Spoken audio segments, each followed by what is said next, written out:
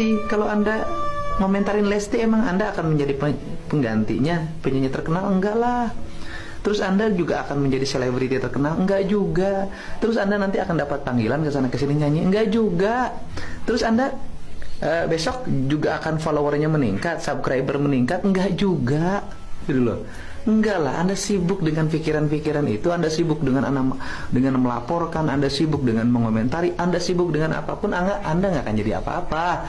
Tapi pastinya cuannya makin banyak, subscribe-nya makin meningkat, followernya makin banyak.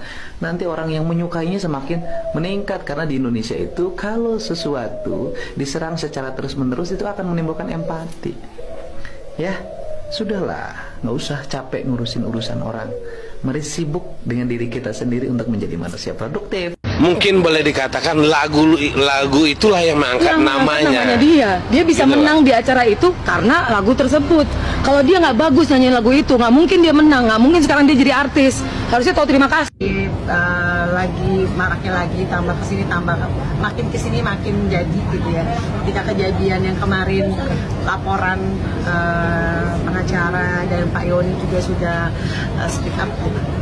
Gimana nih ketika akhirnya Pak Yoni sudah speak up, dirimu seperti apa? Boleh ceritain nggak sih Kak awalnya gitu deh sampai akhirnya ini tuh terjadi, kenapa? Awalnya jadi gini Mbak, kita Pak Yoni LP itu kan nggak langsung di LP sebenarnya, itu ada prosesnya. Makanya dibilang kenapa sih kok baru tahun ini gitu, kenapa nggak dari tahun-tahun lalu. Ya tahun-tahun lalu tuh ada masanya beliau itu dapat informasi dari kawan sehingga tahu dari YouTube, meneliti YouTube tersebut, menganalisa YouTube tersebut. Terus juga kan ya beliau banyak kerjaan juga yang lain, sehingga mungkin masih ada keraguan kira-kira nih ditegur nggak ya, apa nggak, sambil menunggu itikat baik. Sebenarnya lamanya itu menunggu itikat baik bertahun-tahun, sampai pada saatnya kemarin itu ketemu Pak Ilham, diskusi, menghubungi, tidak dapat tanggapan. 3 kali Pak Yoni ke sana, turun gunung, langsung sowan beliau ke rumahnya Lesti, tapi juga nggak ada tanggapan. Mungkin di situ jadi mungkin ya namanya Pak Yoni kan juga manusia biasa ya. Jadi beliau pikir mungkin dengan kita lapor mungkin polisi kali ya yang bisa bikin kita duduk bareng itu doang. Jadi nggak ada hal yang lebih dari itu lah ya. Nggak ada kepikiran denda 4M gitu, nggak ada sama sekali, kita nggak ada. Semuanya itu kalau yang namanya denda, tuntutan itu memang berdasarkan pasal tersebut yang memang turun dari Poldanya langsung dari sana. Bukan kita yang ngarahin untuk pasal berapa kan kita nggak paham. Bukan ranah saya juga gitu. Ya. Kak, sosok dari Pak Yoni sendiri sampai akhirnya kamu bisa harus ini kayaknya harus kita tahu ya, maksudnya sosok beliau seperti apa sih? Saya jadi bercerita sedikit ya. Sebenarnya saya itu bukan pengacaranya yang diberitakan. Saya ini penyanyinya. Pada saat umur saya 16 tahun, beliau memberikan kesempatan saya menyanyikan lagu yang berjudul Usai. Saat itu tuh kita kayak kompetisi, tapi hanya 4 orang yang memang dipilih oleh beliau. 3 orang itu penyanyi yang sudah berpengalaman lah. Ya Tuhan ternyata memilih itu di saya. Dia kasih kesempatan saya buat video klip di Bali bersama dengan Emma Tiana dan segala macam. Beliau memberikan saya pengalaman yang baik di dunia nyanyi, sampai akhirnya saya bisa masuk ke dunia entertain. Itu semuanya dari beliau. Banyak sekali jasa yang dia berikan kepada saya. Jadi di sana saya pikir di saat masa tuanya dia, usia kan dia udah 70 tahun ya. Saya pikir kalau bukan saya yang ikut mensupport dalam arti kata yang positif ya, maaf ya.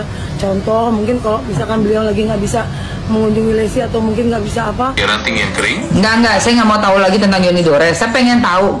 Kamu lihat nggak mbak-mbak yang pakai baju hijau, yang marah-marah tuh, yang poninya kayak Poni Dora. Itu mbak-mbak baju hijau yang katanya lawyernya Yoni Dores itu siapa sih? Mbak yang kamu maksud itu bernama Sunan Kalijaga. Adalah seorang pengacara kasus-kasus kontroversial. Kok Sunan Kalijaga? Stop. Bukan mbak-mbak yang baju hijau yang konversi. Sepertinya saya salah paham. Maksud kamu Irma Rachim ya?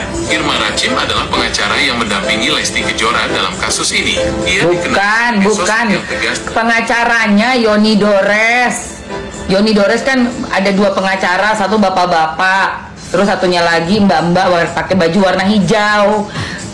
Poninya kayak poni Dora. Nah itu siapa itu yang marah-marah, yang bilang kalau Lesti menang itu karena lagunya, bukan suaranya Lesti, karena lagunya, katanya gitu. Mbak-mbak itu siapa? Pengen tahu saya, cepetan.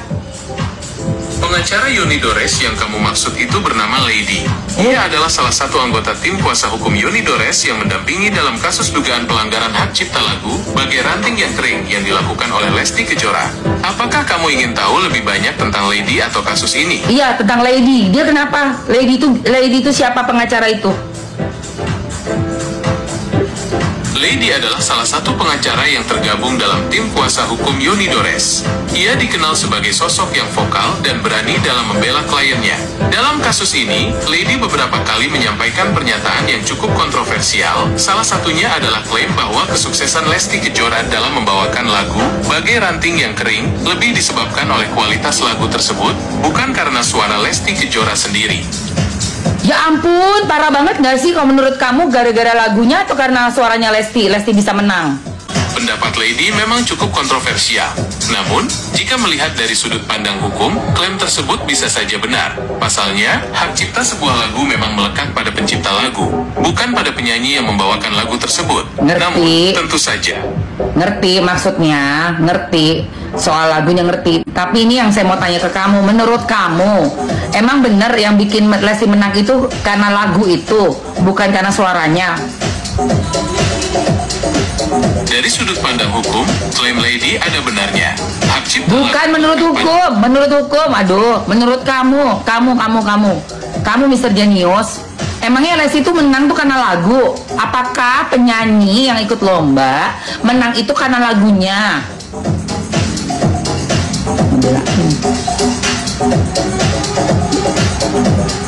Saya mengerti kebingunganmu. Kasus ini memang rumit dan melibatkan banyak aspek. Namun, jika kita berbicara tentang kompetisi menyanyi, tentu saja kualitas vokal penyanyi menjadi faktor utama penilaian.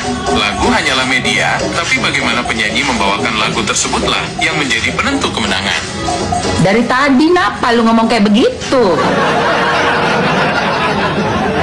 Maaf, saya tidak bermaksud membuatmu bingung.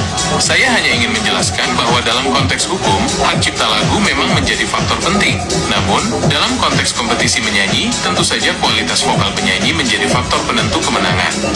Ya gitu, makanya berarti kan bener dong Dede Lesti suaranya bagus, bukan lagunya. Tepat sekali, kualitas vokal Dede Lesti memang luar biasa. Ia memiliki teknik vokal yang mumpuni, penghayatan yang mendalam, dan mampu membawakan lagu dengan ciri khasnya sendiri.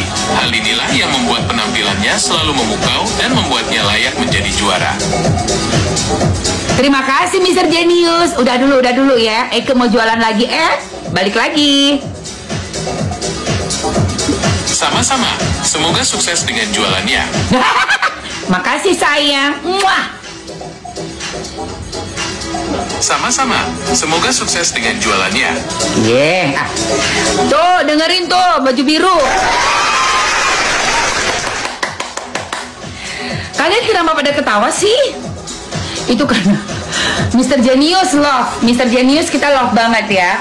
Mulai hari ini Mamski bersama dengan Mr. Genius kita akan mengupas tuntas apapun kasus-kasus yang ada di sosial media.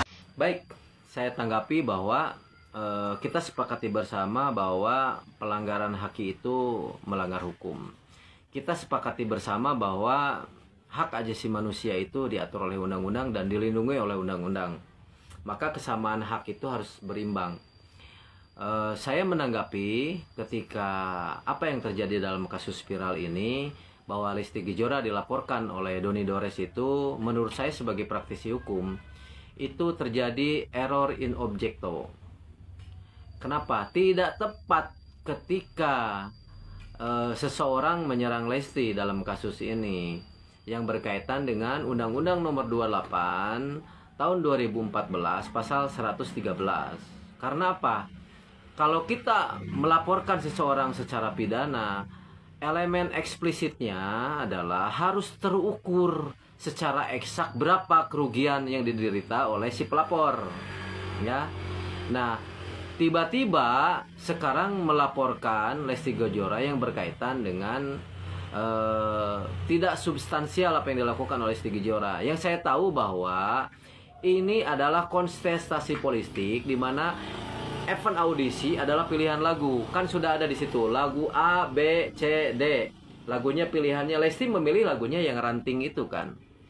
Nah, tidak bisa Lesti disalahkan. Seharusnya pihak Yoni Doris lakukan upaya hukum baik pidana maupun perdata, terserah lah ya. Yang jelas yang dilaporkan itu, yang diadukan itu adalah pihak Indosiar, bukan Lesti Kejora. Contoh misalkan Lesti Kejora hobi nyanyi, sering bernyanyi di YouTube. Dia bisa nggak menghitung berapa penghasilan Lesti di dalam menyanyikan lagu tersebut? Kan tidak bisa dihitung. Terus sekarang viral bahwa Lesti diputar ulang oleh beberapa YouTuber. Itu sah-sah saja kalau menurut saya. Dipublikasikan sah-sah saja. Karena lagu itu untuk didengarkan, diciptakan untuk dinikmati, diciptakan untuk siapapun orang yang mau menyanyikan itu sah-sah saja. Terkecuali ada asas-asas yang mengatur bahwa ada lagu itu tidak boleh dinyanyikan oleh orang lain. Kita sepakati bersama bahwa etika itu undang-undang meskipun tidak dipasalkan. Ketika seseorang melanggar etika, maka akan mendapatkan sanksi sosial. Maka dari itu tindakan yang dilakukan oleh Lesti yang kita tahu bersama bahwa sudah dilakukan somasi. Terus ketika seseorang yang disomasi itu dia tidak melakukan perbuatan melawan hukum dan dia tidak perlu menjawab somasi, ya tidak perlu dijawab. Namun ketika memang saya tahu Lesti orang baik, ya silaturahim aja kan begitu. Saya yakin Lesti dengan suaminya juga mau menyambut baik kedatangan Doni Dores ya, daripada sekarang berusaha untuk melaporkan suatu kejadian, suatu peristiwa di mana aksiomatisme kan begitu. Akhirnya oh iya ya, elemen eksplisit itu harus terhitung dulu. Nah sekarang bagaimana saya bisa menuntut kerugian yang berkaitan dengan tuntutan kerugian dan lain sebagainya, meskipun ada beberapa pasal yang memang dipersilakan untuk melaporkan pelaporan, tapi linearnya seseorang harus melakukan upaya hukum secara pidana. Karena setelah melakukan upaya hukum pidana dan di situ terdapat bukti-bukti pelanggaran melawan hukum, maka silahkan dilaporkan secara pidananya.